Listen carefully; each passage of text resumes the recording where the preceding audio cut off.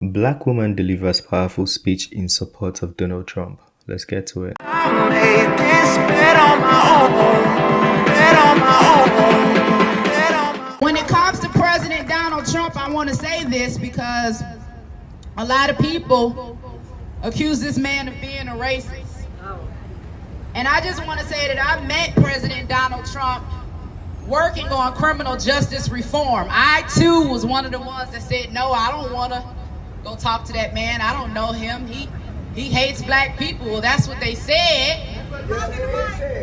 And so they said, well, Angela, he's working on criminal justice reform. You have a story. Many of you may or may not know that I served time in a Georgia state prison. And while I was serving time in that prison, I was pregnant.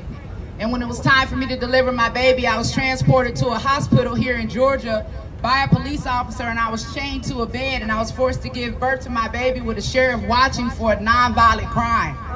Also separated from my family for a nonviolent crime. But you know, the Democrats say we only supposed to fight for the family separation at the border. They forgot all about the family separation in the border. They want Trump to apologize for the CP5, but they ain't demanded that Joe Biden apologize for the 94 crime bill. But that's something else. I had a story. They told me that this man was a racist, but I had a story, and I knew that if I could use my story to convince this man that there was a need to reform our criminal justice system, then I would do that. I wasn't going to be worried about emotions. I wasn't going to be worried about the media. I wasn't going to worry about the naysayers. I was going to go in with my story and see if I could make a difference. I found myself sitting in front of President Trump in the Oval Office, and I shared my story. This is the man that they told me was a racist. I don't know. I'm scared to death. Is he going to hang me? I don't know. Is he going to call the KKK the way that the media has portrayed? In the Oval Office? That I'm in the danger zone.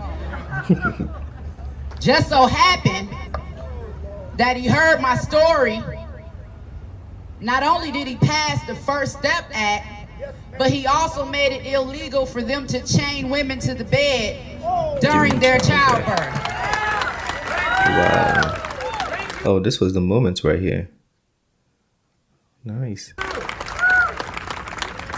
This white man that they told me was a racist. They told. Also, you're able to push if you're chained. That's risky to the mother, isn't it? This white man that they told me was a racist. They told me he hated black people.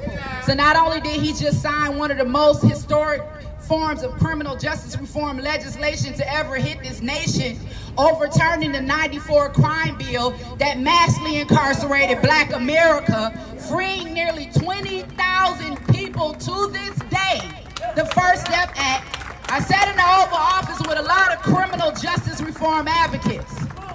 I saw Kim Kardashian on the front page taking her pictures. I saw Alice Johnson. I saw Louis Reed. I saw Van Jones. I saw Jessica Jackson. I saw, what's her name? Vivica Fox.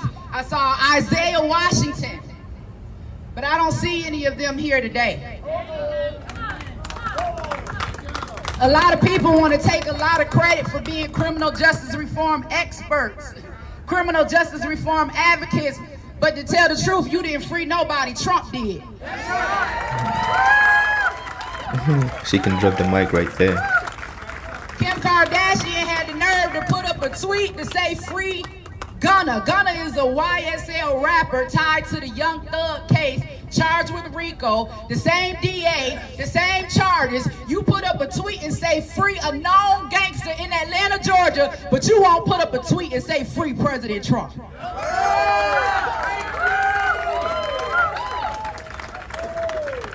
And the only reason you getting any credit for freeing anybody is because President Donald J. Trump signed the papers.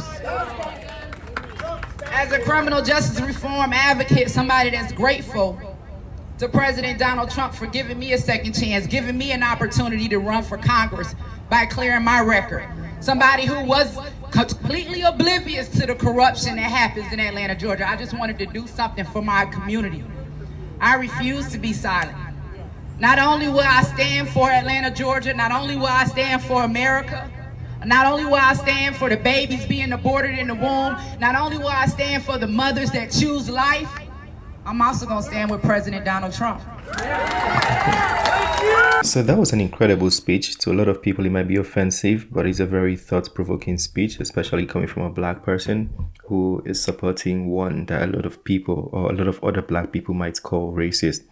And she didn't mince words. She was calling names and calling people out, referred to Ghana as a known gangster, and Kim Kardashian tweeted "Free Ghana" and won't tweet "Free Trump."